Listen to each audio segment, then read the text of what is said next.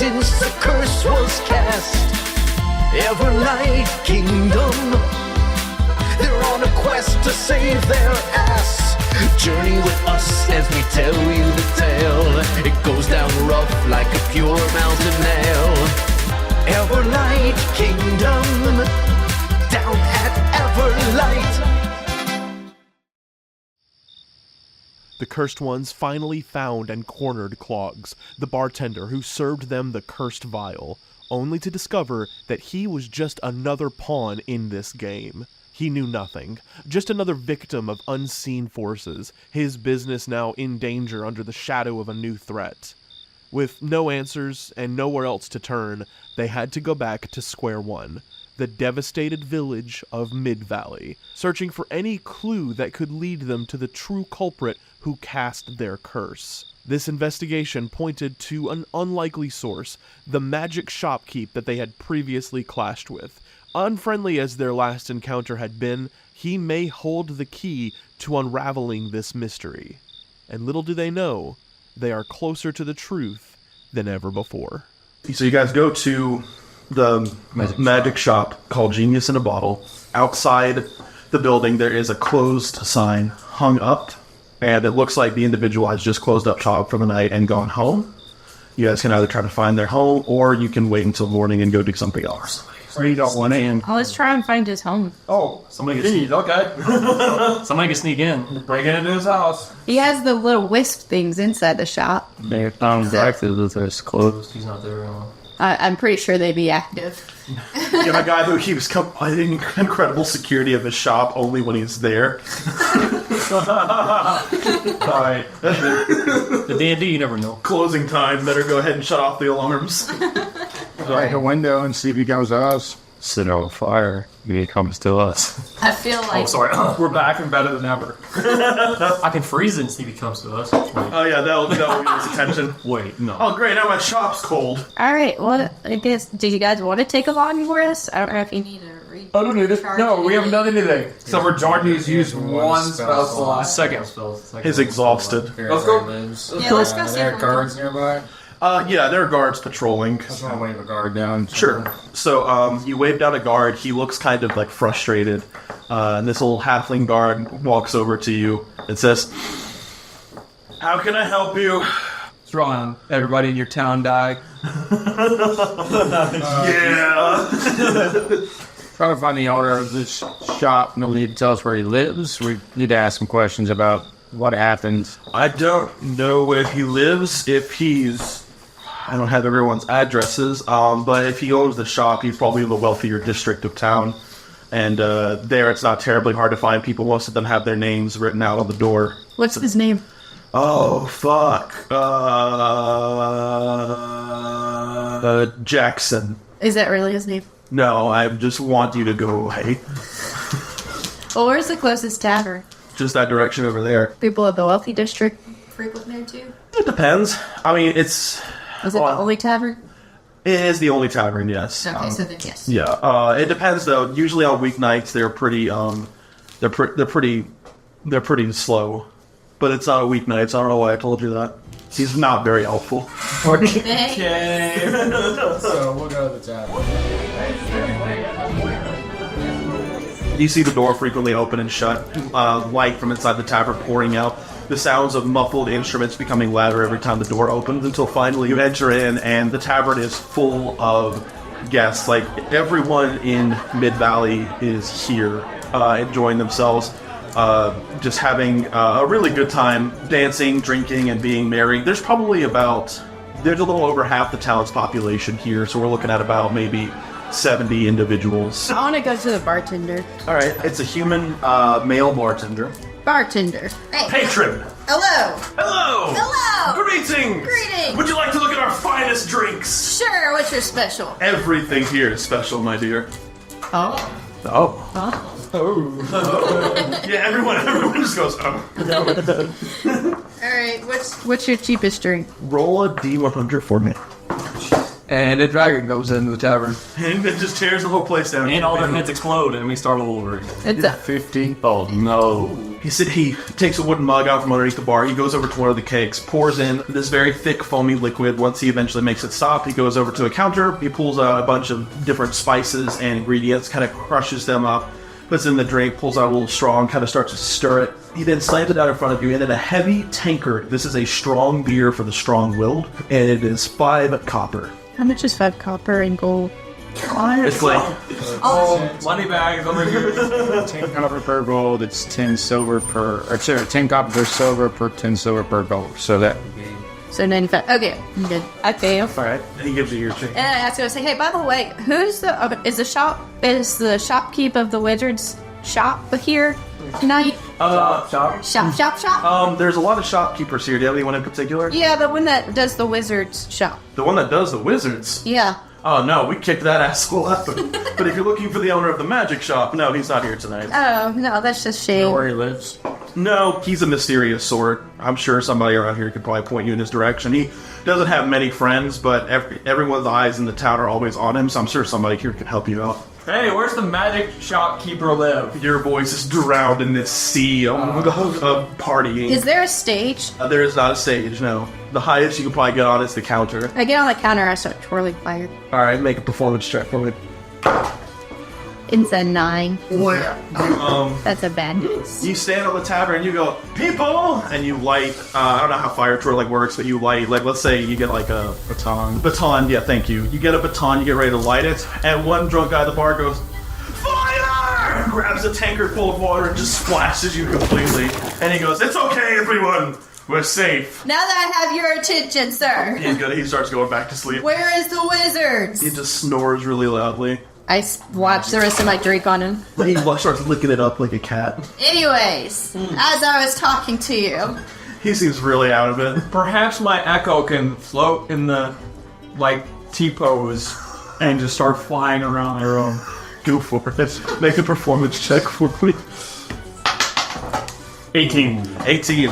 It kind of glides up like SpongeBob at the end of the SpongeBob movie with his guitar, and kind of stands over the entire crowd. A lot of the people go, ooh, and they start like clapping and cheering and like cheering it on. And it's just standing in the air, and since it can't speak, it's just kind of hanging out midair. Are they quiet now? No, they're cheering their asses off. As they are, but their attention is all focused on this thing, except for a scant few at the tables who are just minding their own business. Alright, I want to go to the people minding their own business at the table. I'll go with him. I'm just going to stand and just scan the rooms. Yeah, I'm going to sit at the bar. Just guys do the same. Just kind of looking around. All right, sure thing. Both of you make an investigation check. On the investigation, 21. 15. So, Mac, we're gonna start with you. So you go over to a table, and sitting there is a really ugly male gnome, and he has a little dice cup that he's kind of fidgeting around with, and he looks at you. He goes, come sit. Let's have a game. Okay. All right. So you sit down, and he goes, what's your name, friend? Stan. Stan, nice to meet you. My name is also Stan. Stan, I don't mean to make assumptions, but you are clearly an orc, proud of his customs. How would you like to play an orcish themed game with me? Sure. Alright, I can tell you one information. You win, I'll give it to you. Whatever you want, sir. What are you after, out of curiosity? Just trying to find where the magic shop keep lives. Oh, of course, well, I'm running for mayor of this town, funny enough. What kind of a mayor would I be if I didn't know where all of my residents resided? So, I'll tell you what. Let's play a little bit of some Vargun Crash Ka Vagran Gar. You're familiar with it, I'm sure? Of course. Just remind me, how do you play? Can I do an investigation check on him to see if he's a con man? Sure, go ahead. How would you go? I don't know. You would know con people. You conned me out of all of my money. No, either way, I rolled a 1, so. This guy is a fucking con artist. This guy is shady as fuck. He is a con artist through and through. Don't trust him. You don't trust him. He is pulling some shit. He's not really running for mayor. There are flags everywhere with like posters. There are posters you've seen of him, and it was like, he's lying! It is like vote for mayor. He's really committed to this lie. He's even ran for mayor. Make a history check to see if you know what Vagrum is, what the game Vagrum is, what this game is shortened to is. I do not. 7. Maybe you played it once when you were a kid. You saw someone playing it once when you were a kid? Actually, it's -2. So it is now 5. So just like... What is your intelligence score? 6. He is low. Jesus. So you think about it, you're like, right. It's like rock, paper, scissors. He takes out 2 rocks from underneath the table and he slides one to you. And it is rock, paper, scissors. And you take the rock. He goes, ready? Ready. And he jumps at you and starts beating the shit out of you. Roll initiative, roll initiative. Alright, roll initiative, do it. Intuitively, you knew how to play the game. I knew. You rely on basic instinct. As all orcs do. Take the rock and just smash. 20. Natural 20. Yeah! On your initiative roll. I'm sitting there thinking, and he hands me the rock, and I look at it. I'm gonna make the rock count as just basically an unarmed strike, which is like 1 plus your strength modifier and proficiency bonus. I know I did trust this man. 16. 16, that hits. Go for it. I am for 6. As soon as he jumps at you with the rock, you kind of grab him by like the neck. As soon as he tries to swing at you, and he tries to get your arm, and then you take the rock and just. And where do you hit him? On the face, on the chest, on the leg? Yeah, in his ear. You take it, he just. And he kind of goes flying across the bar and stumbles and falls flat on his face. And he gets up. He's got a little bit of blood pouring out of his side, and he wipes it. He looks at it, just kind of pops his neck back into place. He then stands up and is going to go for you, and you're 17 or 18 AC? 17, okay. Alright, he runs at you and tries to grab you with his rock, and then you just kind of hold out your arms, and keep him at arm's length, kind of kneeling down. He's like trying to swat at you. You go next. 18, alright, so you... 6 again. As you're kind of holding, you're holding with one arm, you take your rock, and you take it, just hash him in the nose, and he goes, ah, and stumbles back. You pick your rock back up. He then has blood dripping out of his nose. You're gonna watch me beat this shit up. Hang on, guys. I'm gonna go see if he knows anything. Then you hear you see the cloud of smoke and the words like "bam" and "pow" coming out of it, and cats screaming. And so now he's gonna get up and charge at you again. Then again, he picks up his rock and tries to just. Well, yeah, he's a little dumb. So he tries to lunge at you, and you just sort of. Kick, like a sweet kick with your leg, get from underneath his legs, knocking him over, and he kind of stumbles down and drops his rock. You go again. I don't think if I hit this guy again for another 6 damage, is it gonna be a lot? We'll find out. We just knock him out. 14. After you sweet kick him, and he kind of falls on the ground, he rolls over, you stand over him, and you just hold the rock over his face. Yeah. You just let it go, and it hits him on the face. You can hear one of his teeth break. And then he kind of rolls over in pain and pops it back into place. And he squints really heavily. He's like blood all down his face and by his ear. He is fucked up, and he just goes, "Now that was a good game of Vagrin. You win, my friend. You win." I'm just watching from behind the chair. What a clever con. Writing down notes. Dedicated to the act, muscular and more from this individual. You go back to the table. He sits down and he goes, "All right, drinks on me. What do you want?" I will take the Where's the Wizard for 3. All right. You made your points. Go ahead and roll a D100 for me, by the way. Oh my. 12. He holds his hand up to the bartender and he gives them a little hand message letting them know what drinks he wants. He orders a round of shots called Sildar's Itch, and they are clear shots that taste like apple and clove. Takes out a little napkin and he goes, "You don't happen to have a pen on you, do you?" Yes, I do not. I have one. I'll walk over. So he takes it from you and starts drawing a little map of the city. He points out clearly where the tavern is and where around the area. But you are here. Right, yeah, exactly. And he has a little legend by the side letting you know it's a way over detailed map. And it takes about 5 minutes drawing He's it. an artist in his spare time. He rotates it around and slides it towards UMAC, and then he takes the pen and points, and he says, "Right here," and then he hands the pen back to Francis, and he goes, "Here's the tavern." Okay. And then he points around, he says, "So you're going to go out, take a right, take another right, and then you're going to go straight until you're going to pass 3 rights. And then once you get to your 4th right, then you're going to take that right. It's a lot of rights." And he just said, "A complete circle." And then your first left, you're going to take. There's going to be a few dozen houses evenly spaced, one row on the left side, one row on the right side. You're going to look for the house with the number 8, 12, 8, 12. What's his name?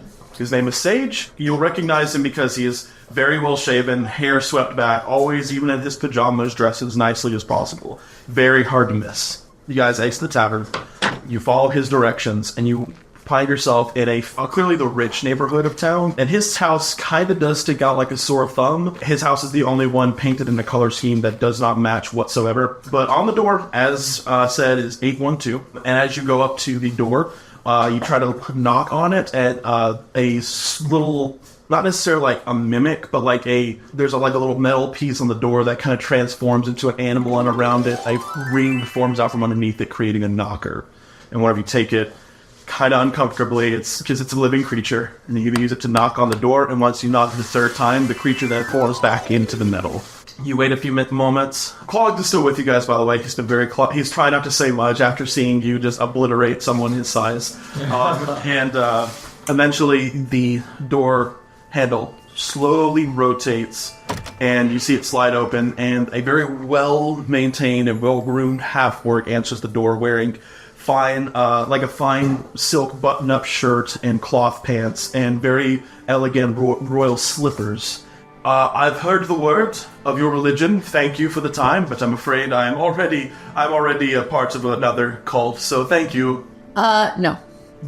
Yes. No. No. No. Not at all. No. Anyways. We're going door to door, actually trying to learn and join your religion. Yeah. Oh, well then, come meet me at my shop tomorrow. We'll talk more. Actually, we don't have time for that. Don't I know some of you from somewhere? No. I remember you. I sold you mage armor. Yeah, right. Yeah, actually, you do know us. Oh, it's you. Hi. Have you come to rob me? Yep. No. Convoluted motherfucker. I need help identify a curse. Yeah. All right, well, come on in. Get yourselves at home. Do you drink tea? Water. What kind of tea? Well, I've got barbarian blend, sun tree, gunpowder, halfling, caravan, dwarvish breakfast, blue blossom, goodberry tea, tiefling tea time, or sylvan gray. Good berry tea sounds nice. All right, and he snaps his fingers, and a little imp walks from around the corner. He holds a little tray with a teapot in the middle. He sets it down on the table. He climbs on the table, kind of rubs his hands together, puts his hands on the pot, and you begin to hear water being formed inside the pot, and then it kind of comes to a boil. You see steam coming out of the teapot, and then finally he releases it to vent, and then takes the little cups that are centered around the tray and pours just a little bit in each cup, and then he closes the teapot back. He then jumps down, looks at all of you, puts his hand over his chest, extends his other hand up into the air, and then he does a little bow, and then he gets up and he walks away. And Pebbles goes, You walk around the corner, I want to snap again. He does not respond. You guys all sit down in the living room, and he comes back out. So, I don't remember much, but I'm pretty sure we've already talked about your curse and that I don't know how to cure it. Yes, but this time we have brought the Midvalley Slayer, Curse Master himself, Clogs. He looks at Clogs and he goes, "You cast a curse on them?" And Clogs goes, "I didn't do shit. I served drinks and I went home, and apparently just the Ragnarok happened after I left." but we've heard that you can help us try to remember what all happened at the festival to see if there's something we missed. I suppose I have spells that I could prepare for you to help relive events, but I don't want to have each of you go through and relive memories and recount events to just get different eyewitness reports, especially if neither of you noticed anything. I feel like you would have probably remembered it. So instead of wasting our time doing that, I'm willing to go a little bit further. If you are willing, we can go out into the field tomorrow morning. I can prepare a little ritual. It'll take a while, but I can try to recreate a timestamp of the festival, and you can try and see if you notice anything out of place. See if maybe by rewinding the events and watching them play back as if it were some sort of slideshow, you can poke around and see if you notice anything. Okay, yeah. Yeah, sounds like a good idea. No, you'll notice that that's an opportunity I could have presented the guards with. Why didn't you? Because the guards wouldn't be willing to be in my debt, like I'm sure all of you would be if I were to help you Suggestion. to do it. Yeah, let's. Do you want to use your one? Just like we're your best friends. So we really need your help specifically you're our in friend. this curse. Right. Because just like us, you are also cursed. I mean, you got to cure yourself too. Was I cursed? Oh, yes. He starts looking at his hand, and he goes, well, I don't want to be cursed anymore. We really need your help. All right, fine, fair enough. All right, I will meet all of you at the field tomorrow. Don't be late. You didn't say it's time. How are we supposed to not be late? Okay. Yeah. You get there as early as you possibly can. Oh boy, 3 a.m. How long is suggestion this? 8 hours. What time is it? It's 11 o'clock at night. We're great. Okay. All right. Would you mind if we stayed here for the evening? We could just go out with you in the morning. Well, what kind of best friend would I be? Yeah, hold on. Sleep here for Okay. Everybody go and take a long rest.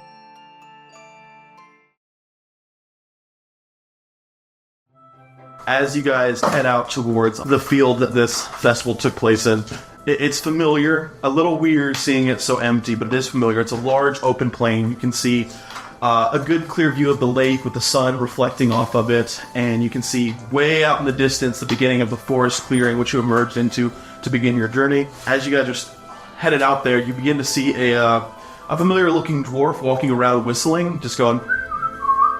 Does he have pants on this time? Yes, and he's walking a dog, and he sees you guys coming. Clogs is still with you. You guys came to wake up Nightshade, and Jocelyn her awake. She's passed out in the wagon with a bunch of empty bottles around her. And as you guys walk towards the center of the field, Sage has not joined you yet, but he is on his way. You guys are standing here with Clogs. The dwarf Ridley walks over to you, and he says, "Morning, friends! What are we doing out on a fine morning like this? Come to admire the view, I imagine?" Puppy! The puppy just starts tugging on its leash, trying to paw at you. I run over to it and I hug it. Alright, go for it. So, how's the hunt going? Any news? Any updates? Not yet. Okay. Well, if you need any help from me, you know just where to find me. He says, I can hang around if you want, like... No thanks. Okay. No, that's fine, I get it. No, I can see it's hard on you guys, so I can stay if you want me to. Like, I don't mind. Why do you want to stay so bad? I just wanna be a good neighbor. You don't have any friends, do you? Make an insight check for me. It's 9. This dude probably has some friends. He's probably got some pals. Yeah, I mean, he's clearly just, being charitable towards you because he's so popular. As you're trying to beg this guy to leave, you begin to hear the sound of mounted cavalry trotting in the distance.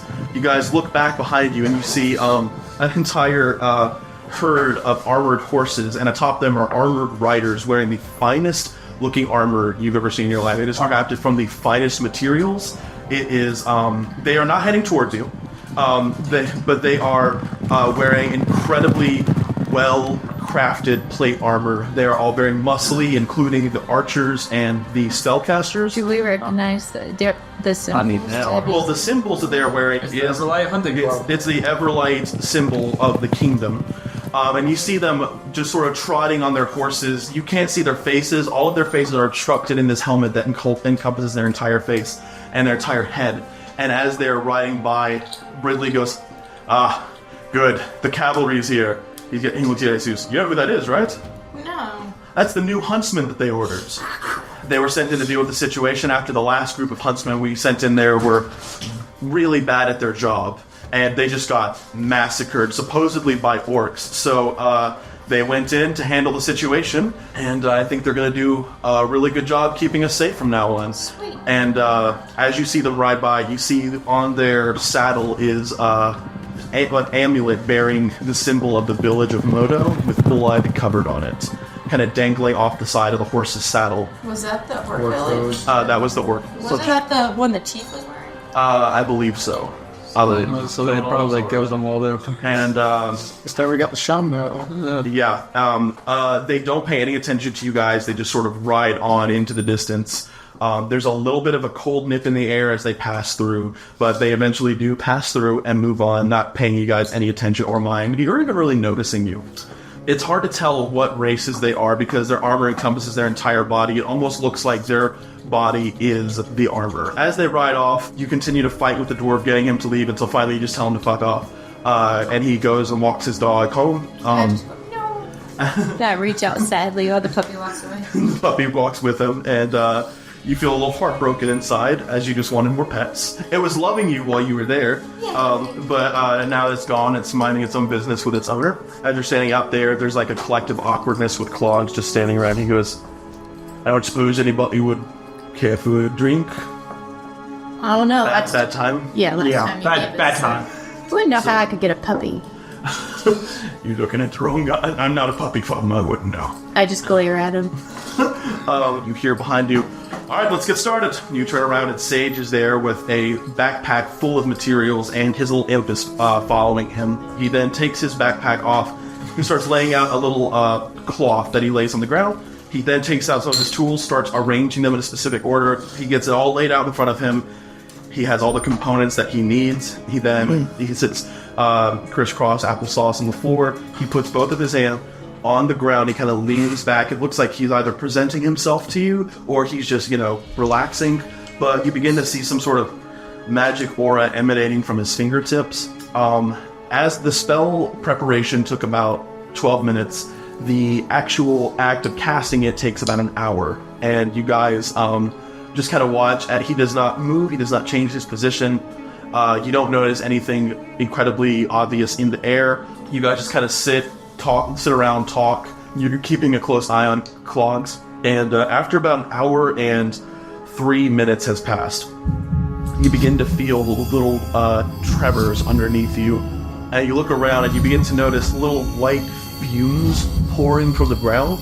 And they start to become more powerful, almost like the entire area is being emitted and immersed in this fog that engulfs all of you completely, obscuring the sun around you and creating this sort of ominous effect over the entire area. Everything sort of becomes more muted and saturated. As you guys look around, you see that the smoke is taking form of the villagers and the Midvalley Festival, to the point where even the smoke is recreating the shapes of the furniture. You see Pebbles dancing with her fire. You see Mac whistling away as Francis' invisible mage hand plucks the pouch off of his belt and it slinks away underneath the table. I see that? No. You're about to be like, finally. His role was so good originally that even future you can't see it. As you guys are watching all of this happen, it's kind of cool. It's kind of inspiring. It's really interesting to see how all of this kind of comes together. And this is clearly not something that you can learn just at any mage school. So this guy you're dealing with is clearly a very powerful individual. And it's weird that he's using his talents for such mundane things as running a shop and helping out strangers with their day-to-day... Well, not strangers, his best friends. It's good to have him on your side. You see eventually around you, the entire festival has been recreated, and almost the only difference is that everything is smoke. The people are smoke, the tables are smoke, the food is smoke, the drinks are smoke, everything is smoke. And you guys are surrounded by a complete, almost like historical reenaction of the events just days ago. With that in mind, everyone wants to make a group investigation check. Let's see what you find. Don't negative 2 on that. Okay, so how much did you roll, Francis? 14 for me. 14. I'll let you want the little divination dice to change it. I'm gonna recommend, like out loud while you're picking this up, that Lucian goes and locates Ridley, because he should know where he at, because he just did the arm wrestling with him. We keep an eye on what he was doing. Sure. I'll go over to the cart where he was serving drinks. So it wasn't serving drinks at the car, he was serving it in a car. You can go to his cart where it's coming from, but it's empty. So it's up to you if you want to investigate. So I'll investigate the cart first and then go to the bar. Okay. Because if it's empty, it should be a quick look. Mac, what are you looking at specifically? And Francis, what are you looking at? I'll go find the wizard that he was talking to. Okay. And then Francis? Same. I just saw the same. I go find him and look, just see what he was up to. All right, so we'll start with Lucian. You were going towards the dwarf. Okay, so Ridley.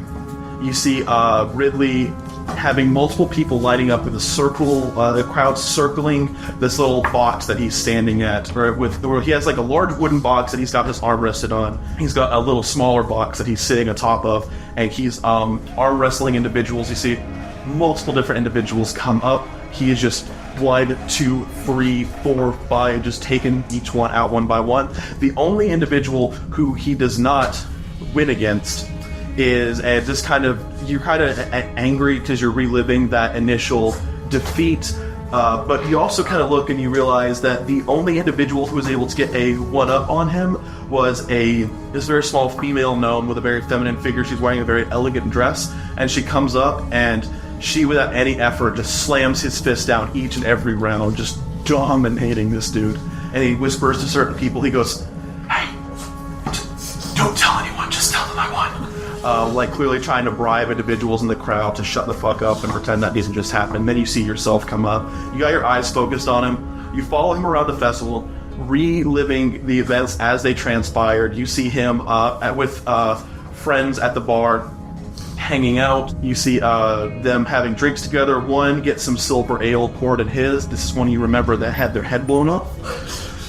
You kind of follow him around the festival. He's clearly just trying to show his dick. Not literally, because he's showing you his dick, but he's trying to go around just sort of like flexing on as many people as possible. He's clearly very insecure, but you don't see anything quite of note. Pebbles, you go over to the cart in the same shape in the smoke that it is currently, and you look inside, and most of it has been emptied out. There's a few like emergency stashes in there, but you don't see anything in there that would be liable of causing a curse. But you're not entirely sure because you can't physically get your hand on the boxes and pull them out. It's difficult for you to I don't see any footprints other than the goblins leading away. Not really. It's hard to tell in the smoke, but you don't see anyone going in and out of the cart at all.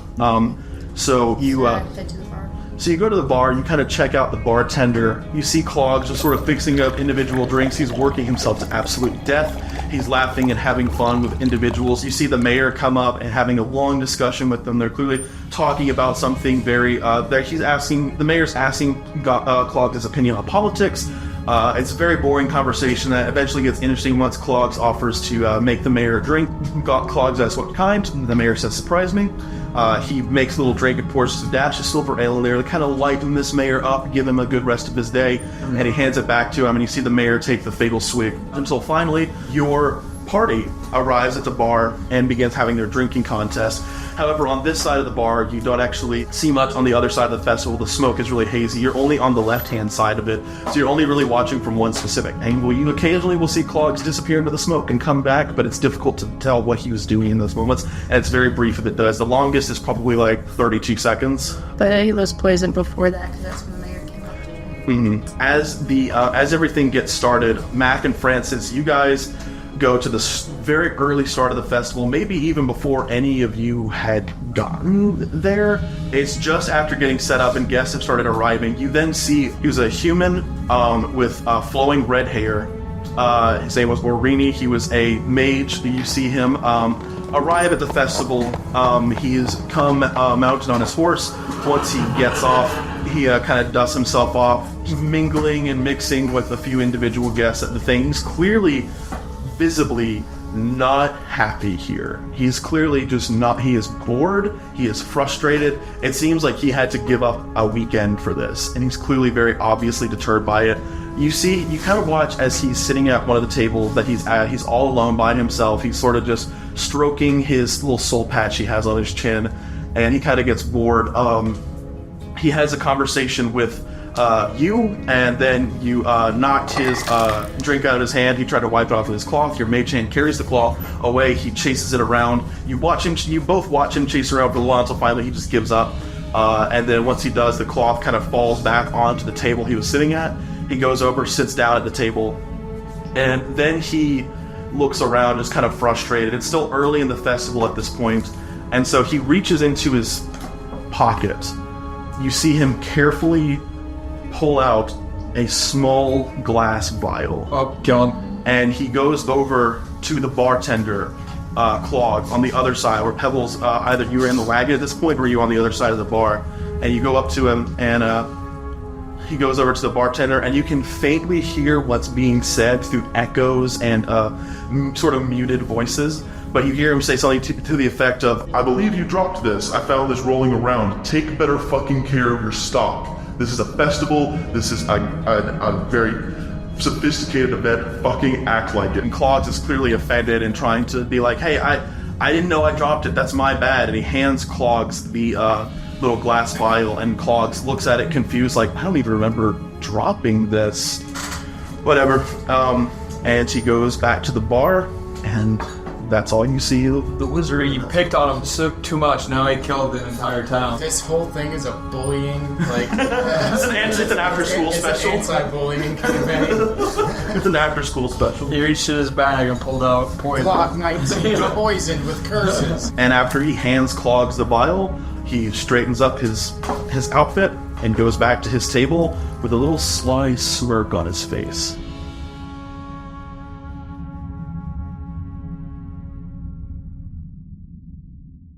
You've been listening to Everlight Kingdom. Game mastered by JT Fondren. Music by Travis Savoy. Theme song by Adam Blotner. Sound effects and atmosphere from Sirinscape. Special thanks to our amazing players. And a big thank you to our listeners for joining us on this adventure. Don't forget to subscribe to Everlight Kingdom and leave us a review. And check out altaloom.com for more RPG podcasts and stories. altaloom.com. Adventures too big for the table.